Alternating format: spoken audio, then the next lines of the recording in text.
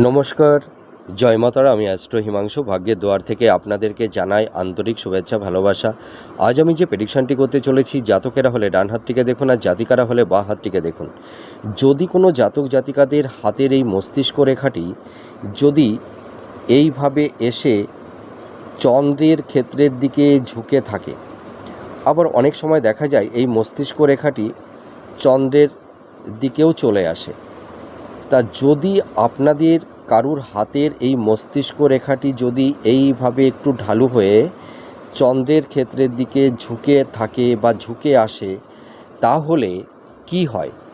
এই ধরনের মস্তিষ্ক রেখা থাকলে সেই সব জাতক জাতিকারা মানে নিজেদের মনের মধ্যে একটা সর্বদাই আনস্যাটিসফ্যাকশান, এদের মাইন্ডটা ফ্ল্যাকচুয়েট হয়, সুইং করে, মানে এদের স্বভাবটা মানে দ্বিচারিত্রিক স্বভাবের হয়ে থাকে। মানে কখনো এরা ভীষণ স্থির হয়ে যায়, আবার কখনো ভীষণ চঞ্চল হয়ে যায়। এরা কোনো কিছুর মানে বিষয়ের প্রতি মানে কন্টিনিউ মানে মানে সংযোগ, মানে কি বলবো, মানে একটা কন্ট্রিবিউশন, ঠিক আছে, একাগ্রতা, এই জিনিসটা কিন্তু এরা রাখতে পারে না।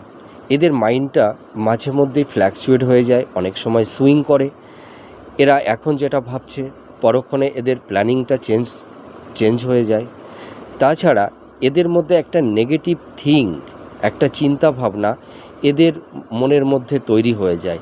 এরা কোনো কিছু কোনো বাধা বিপত্তি এদের লাইফে চলে এলে দেখা যায় এদের মধ্যে একটা নেগেটিভ তৈরি হয়ে যায় যে আমি হয়তো এই কাজটি পারবো না, আমার দ্বারাই হয়তো এইটা হবে না।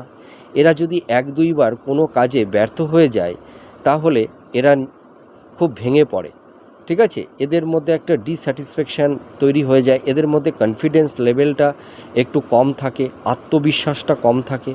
তা আপনারা মিলিয়ে দেখুন এই প্রেডিকশানটি কতটা ম্যাচ করছে। নমস্কার, জয় মাতারা।